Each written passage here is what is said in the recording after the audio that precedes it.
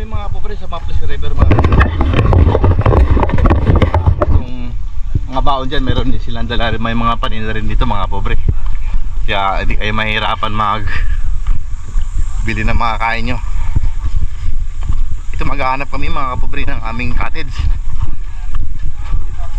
Ayan. Limited lang yung mga pumupunta dito mga kapobre, mga taga Pangasinan lang muna mga kapobre. Kaya ano, pag tayo pumunta dito, yung basura natin dali natin pa uwi, huwag natin iiwan para manatiling malinis yung ano, Maples River.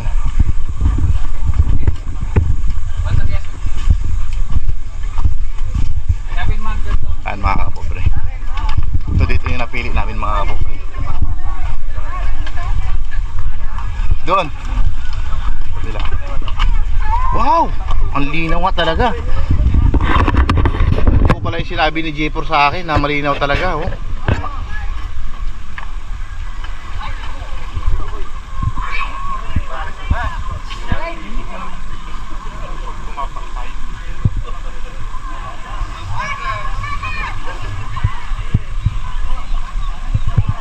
Tingnan yung mga kapobre.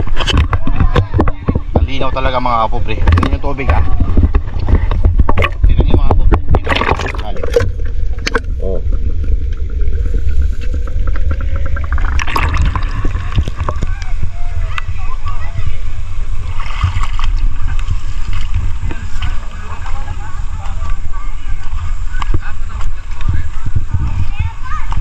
Yeah.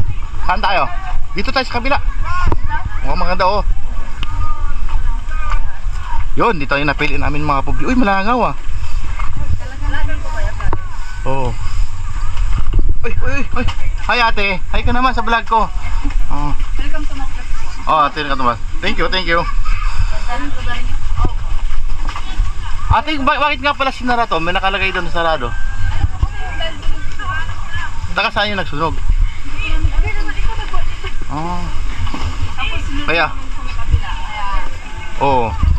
O kaya ano, sa mga nanonood, yung mga pupunta rito, huwag tayong maninigarilyo, huwag natin itapon yung mga sigarilyo sa gilid ng mga damuhan, baka masunog mga kapobre. Maging ano tayo, maingat tayo. Anong kilit nilang galing po sa hindi na tayo talaga